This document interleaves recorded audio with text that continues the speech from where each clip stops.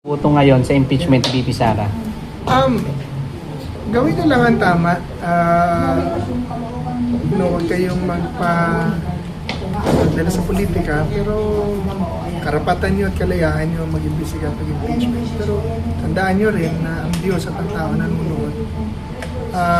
Alam natin itutuloy nila yung impeachment, diba? Pero kung hindi nyo itutuloy yan, just be sure whether ituloy nyo or hindi, make sure na malinaw ang dahilan at tama ang dahilan.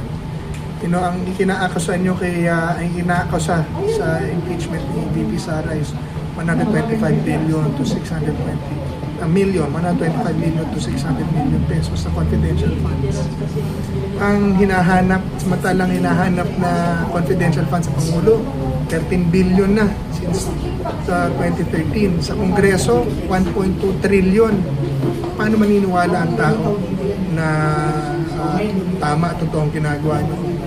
Mag-iimbestiga kayo ng confidential fund ni Sara, mag-iimbestiga rin kayo ng confidential fund ni Pangulo, mag-iimbestiga rin kayo ng 1.2 trillion na winalas ng Kongreso. Ang point ko, kaya hindi maging, on my part, kaya hindi maging kapani-paniwala ang impeachment na ginagawa nyo because of yung accountability.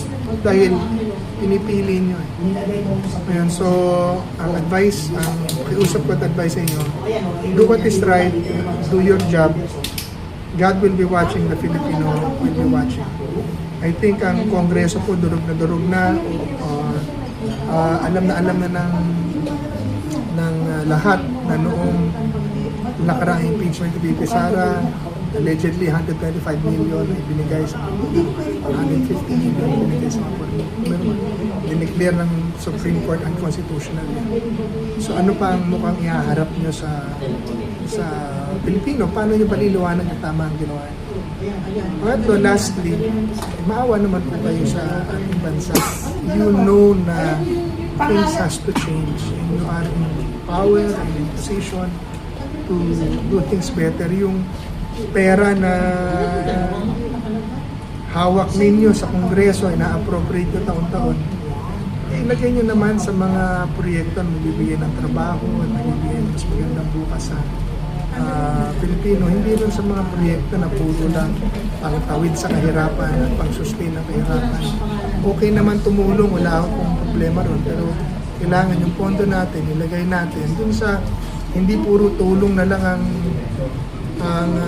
inaasahan ng Pilipino sa atin, pero yung sila ay ang dignidad nila ay maitayo nila dahil meron silang mga trabaho, dahil ginawa ng gobyerno ang dapat nang gawin. Magtayo tayo ng mga industriya, ng mga agro-industries, ng mga kanin, balik natin ang industriya ng damit, sapatos, para magkaroon ng trabaho ang Pilipino. Meron pa tayong 3 taon ngayon para pagtrabahuan yan.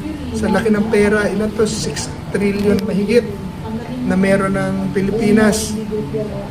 Wala na pong Pilipino ang walang maayos na trabaho that is sustainable, na talagang taon-taon o buwan-buwan meron silang aasahan, lumalaking mga negosyo. Kung kahit kalahati lang ng pondong yan, ilagay nyo sa mga proyekto na magtatayo at gagawa ng delikado na trabaho. So, yan po ang ating mensahe sa Kongreso. Bitawan nyo na muna itong politika, may 2028. Kung ayaw nyo kay Sara, di talunin nyo sa eleksyon. Pero huwag nyo nang itulak yung impeachment na yan dahil gugulo lang ang Pilipinas. Dahil hindi ho naniniwala ang Pilipino sa inyo. Kahit kayo, hindi naman kayo naniniwala sa sarili nyo eh. Diba? Sunod lang kayo na sunod sa sinasabi ng Pangulo, diba? Or ng liderato. Pero manindigan na po kayo. Do what is right. You were put there in the position para ng Diyos, para gawin ng tama, ng tao, para gawin ng tama. Alam naman natin na nagkamali tayong lahat, pero ito ay pagkakataon na tayo ay magsisi, magbago at gawin po ang tama. Thank you, sir. Thank you po. Sir, Secretary, may tatanong pa ako, isa na lang, no? Paano yung pangalan mo ginagamit ng ibang tao? para pumunta ka ng abroad. Ako na biktima na yun, unang pagkuha ko ng records ko sa POAA, first na bumulaga sa akin, hindi pa ako nakaalis, sabi ko bakit mayroon akong records na Nandun pala sa labas ka na. oo, 2 years nang binigay ng Ikaw yan POAA. ng mga illegal recruiters, alam mo naman, maalis ko sila eh. Oo. Tapos nagulat ako nung binigay sa akin. Sabi ko, hindi pa ako nakaalis nito ba't may 2 years na akong pumunta ng Dubai tapos ang position ay ko. Pero alam nyo, I want this to be on record.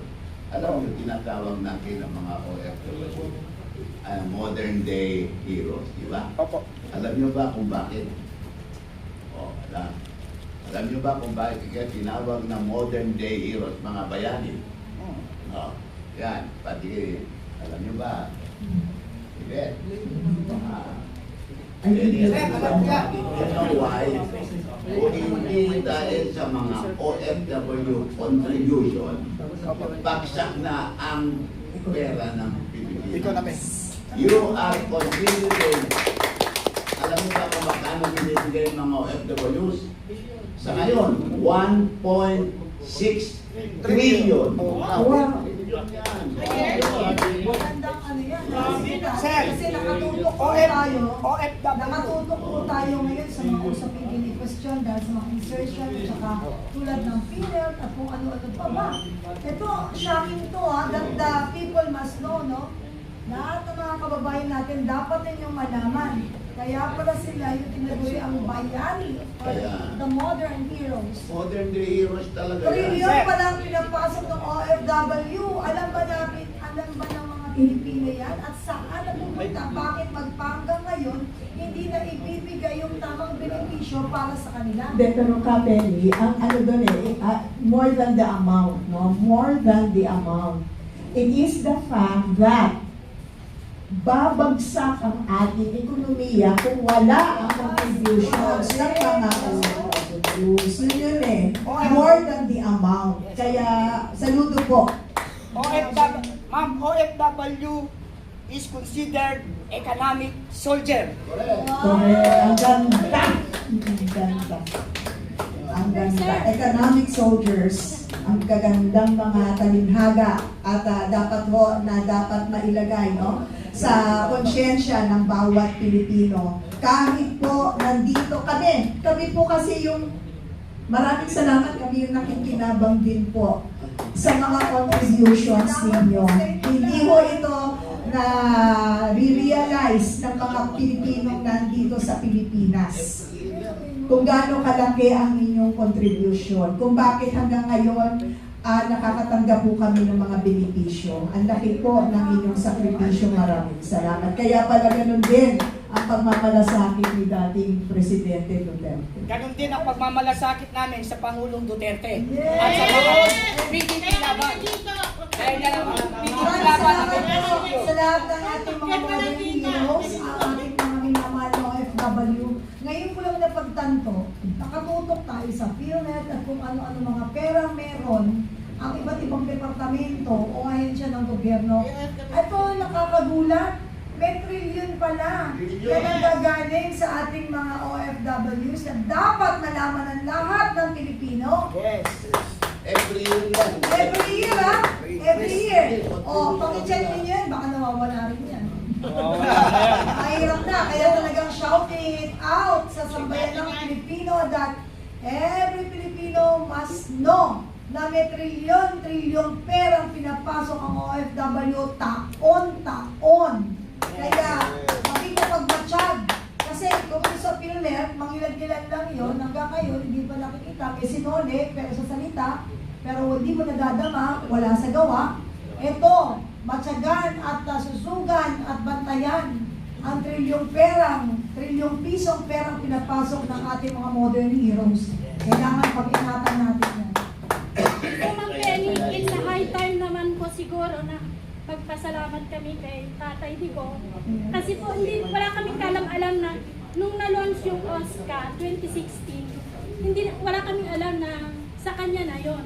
Kasi 2005, kung saan-saan kami departamento pupunta kami ng DFA, SSSS, So napapagastos kami ng malaki.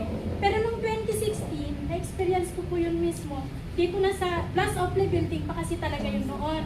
So noon ko lang nalaman yung one-stop service center for OFW. So nakahintay ka na lang doon, nandun mo na kukunin lahat-lahat.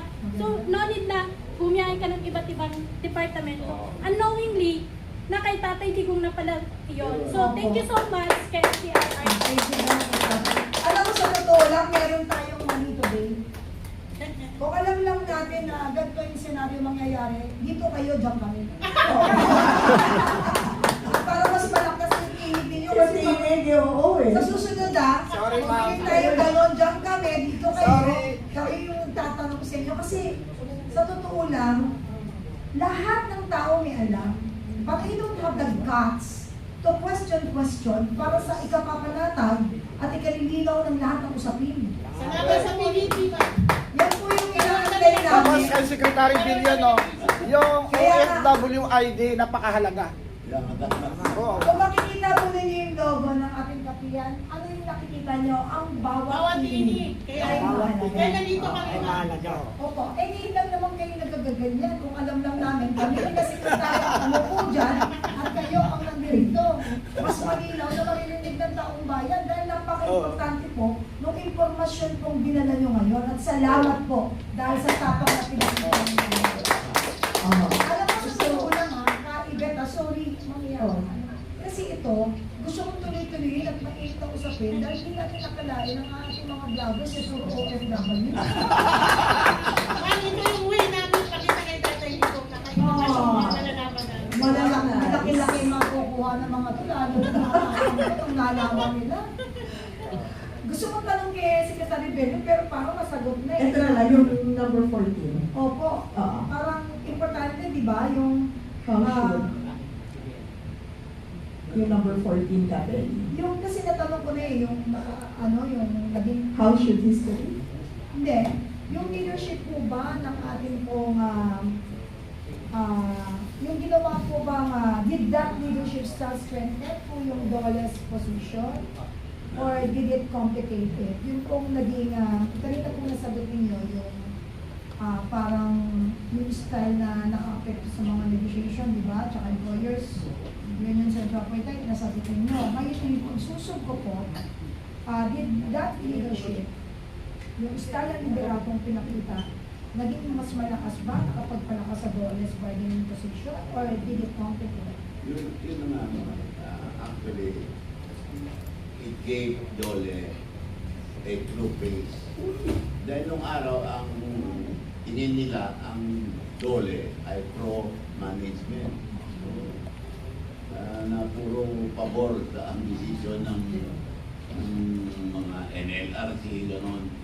At yung mga arbiter, puro pabor sa mga employer. Pero pagdating ng panahon, ay napakita na ni Pangulong Duterte through the Department of Labor na wala ang pinapanayagan, kundi pareho tinitingnan as partners in the business. Walang negosyante kung walang empleyado. Walang negosyo kung walang empleyado at walang employer. Para merong negosyo, kailangan merong manager, may owner, may investor, at merong worker. Yun. Secretary, pabor ba kayo dun sa pagbuwag ng provincial rate? Ng provincial rate Opo. sa business, sa sweldo. Sa sweldo, no? Yung sa tripartite. Sinusulong kayo ni Kong Eli San Fernando. O kasi kuan naman. Pabor ba kayo? May yung regional, kasi meron wage board eh. Opo. O, may wage board, regional. Oo. Yung regional wage board na yan, sila ang nag-assess sa financial and business situation at doon sila nagre-recommend ng wage increase or wage decrease. Yun. Pero palagay ko tama pa rin yun. No? Buwagin, ano? Hindi siguro kailangan pa rin kasi iba, kagaya kung nasa Metro Manila ka, bibili ka ng isang kilong repolyo, 140. Pero kung pumunta ka doon sa Isabela, wala pang 80 yan. Kaya iba ang cost of living doon. Kaya kailangan i-adjust mo rin yung status ng iyong salary. Sir, may isang tanong pa ako, sir. Ito talagang ano to eh, karamihan po kasi yung sir yung sa mga empleyado, sa mga company ngayon, may style sila na gumagawa sila ng agency, instead na yung sinasabi mo. Opo. So, yan ba sir, hindi mo yan pwede mabuwag kasi ginagamit ko kasi yan na panglilin lang sa mga empleyado. Ayan, pero nandiyan naman yung wage board natin eh. Sila ang tumitingin at naniniguro na tama ang assessment nila sa situation at magiging basis ng kanilang wage increase or halos wage parehas lang increase. eh. Ay, iba po sir, ang tinutukoy po yung regarding sa agency. Instead na dahil sa company mag-apply, ang company gumawa ng agency para yun ang agency magpasok sa kanila naman. Na ano sir, nila-violate po kasi ang karapatan ng mga manggagawa. Hindi naman po. Kasi yung wage board may representative na mga manggagawa din. Hindi naman Kaya dami purely kaso yun sa labor sir. yun lang. Yun lang ang matay nyo, baka masyadong pro-management yung Yes, mga po, sir. members. Pero kung meron ganun, dapat iparating nyo sa Department of Labor Secretary. Ako, ginawa na rin po sir. Wala rin, baka Kasi ang may-ari ng ano pala, ng company, yun din yung agency. Siya din may Ayan, kawaya. Yun. Mag-ano muna tayo? Kasi medyo mahaba yung oras natin. Pero sir, last ka, sige. Kasi nasira yung ating flow ng program. But thank you kasi very informative po yung nilatag ninyo. Hello? Thank you, thank you. Go on, sir. Si Hello? si Pogi. Open. Hello? Ayan, meron po, sir. Meron po Hello? mapasok po. Meron? Opo. Actually ma'am, pwede mag-segue tayo konti ng topic. Derek, kailangan tanong ko kang Sir Belica. Ayan. Hindi, mamaya na po, ikat muna natin kasi meron pong turn si Secretary Ben. Okay, sige. Sandali Okay lang po. po, sorry Kasi pero na- mamaya na lang po. Napansin ko lang kasi kanina pa si Sir naka... Hindi po, Ah, kasama okay. po sa program Okay, sige po. yun. Tinatiyang po ninyo eh. Sabi ko, dito kayo masusunod ha.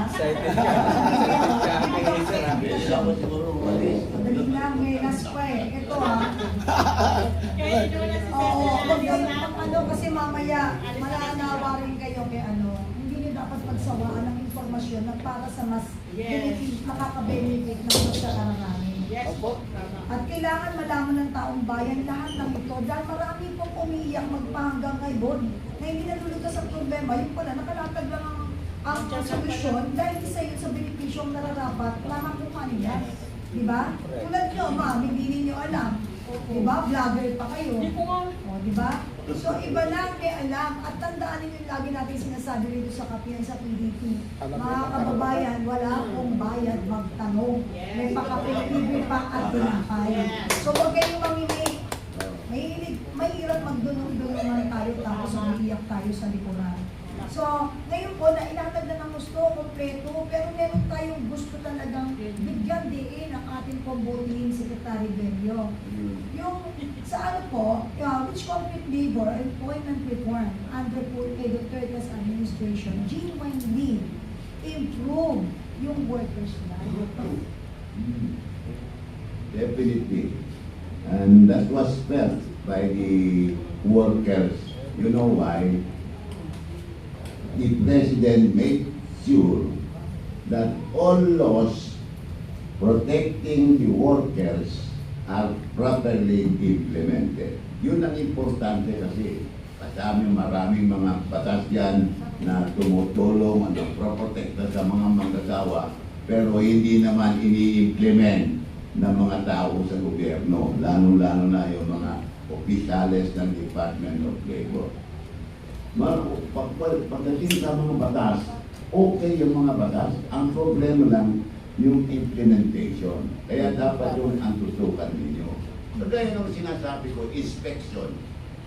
Siyempre yung mga labor inspectors, pagpunta nila sa mga business establishment, hindi nila tinitignan yung maling ginagawa ng management. Di ba? Pag-report nila kay Secretary so-and-so, Sir, okay doon sa department ng ganito, okay doon. Pero hindi tama. Hindi ini-implement. Kagaya halimbawa sa van. Pupunta kayo ngayon sa van, sa SM Mega Mall. Tingnan nyo nga kung yung mga sales naka 1 minutes pa. Tingnan nyo. Kasi kung minsan hindi sinusunod eh. Kagaya lalo na sa call centers, dapat merong standing break. Marami pa rin nagre-reklamo na hindi sinusunod. So it's a matter of implementation. Kaya yun ang dapat yung tutukan. Kayong mga vloggers yan ng trabaho. Pag may nakita. Hanggang may nakita kayo, ilabas nyo. Kayo pa naman yung hindi pwedeng kontrolin. Sa mga bangko sir, sa inyo rin ano eh. Kay Tatay Digong yung breastfeeding ano. Lahat yun na. Meron nakalaan na. Ate, sinama na rin yung Mabuti sa nabanggit ng bangko ha. Meron din OFW bank ha. Mayroon nga sir. Oo, di ba? Yan sa Mailoton. OFW bank. Gawa rin ni Digong yan. Yung President Digong. OFW bank. Secretary, ano